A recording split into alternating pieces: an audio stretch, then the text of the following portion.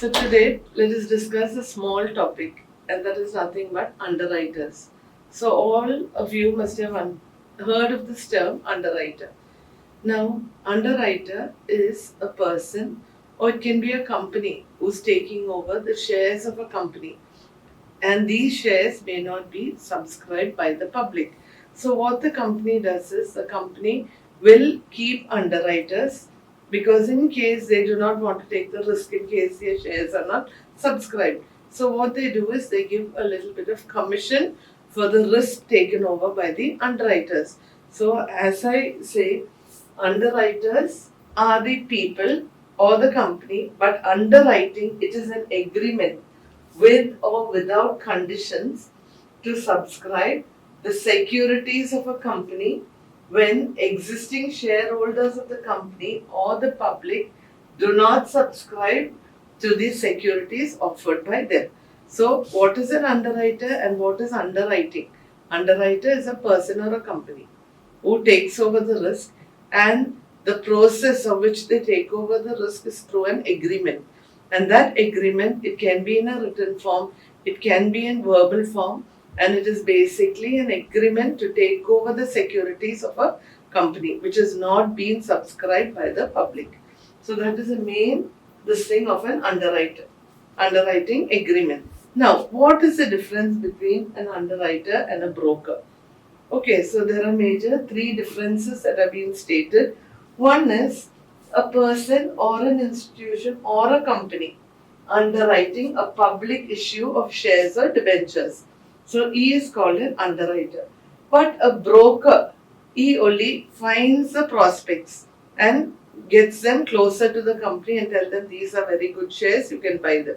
So they are working on behalf of the company, but they are not taking any risk of taking over the shares. They will just bring the person who's interested in the shares and the company together. And how are the remunerations given? For the underwriter, it is given in the form of commission, and for the broker, it is given in the form of brokerage. Now, under the underwriter, you can see a guarantee is given by the underwriter to the company that the shares or the debentures which are not taken over by the public will be taken over by them. But when it comes to brokers, they are not taking over any responsibility. Okay, so that is a major difference between a underwriter and a broker. So what are the different types of underwriting? We can see 4 types that are given here. One is complete underwriting. That is the whole issue of shares and debentures that will be fully taken over by the underwriter. Okay, so he is willing to take over the entire risk. So you will pay him a commission for the entire shares that is being taken over by him. Okay, it doesn't mean that he has to take over all the shares. He is taking over. For example, if the company has 20,000 shares which are issued to the public, what happens is the underwriter tells the company, okay, I will take the risk of all 20,000 shares. So I will be paying him a commission for 20,000 shares. Okay, so that is the difference when it comes to he is completely underwritten. But of course, the public will subscribe for the shares and he will have to only take over the balance shares. But it is the initial risk that is taken over by the underwriter. Now, partial is just the opposite of complete. He is only going, suppose if there are 20,000 shares, he is willing to take a risk only of 5,000. So it is a partial underwriting agreement there. And then firm. Firm is okay. Suppose if there are 20,000 shares, irrespective of the company or any people subscribing for the share, the underwriter is saying, okay, I will definitely take 5,000 shares. That is, he is making a firm underwriting. Okay, and then last we come to partial underwriting along with firm. In that, the individual underwriter does not get the benefit of firm underwriting in determination of the shares. So, even though it is firm, he will get only partial of the shares. So, these are the different types of underwriting. And there are types of share applications. You know, when we are issuing shares, it has to come. You will be issuing applications. So, if a company is issuing 20,000 shares, they will be issuing applications, right?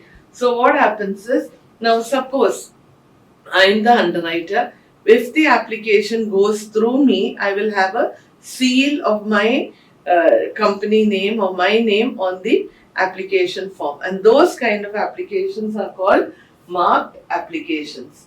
So the marked application bears the seal of the individual underwriter, and when it comes to unmarked applications, they do not have any seal. So definitely when the company receives all these applications, all these 20,000 applications, as per our example, the company will be able to sort out, okay, these are the applications that are come through the underwriters, and these are the applications that are come with people viewing our prospectus. Understood? You know what is a prospectus? That is something where you have to give it all in writing, that all the invitation or the subscription of the shares will be given very clearly in the prospectus.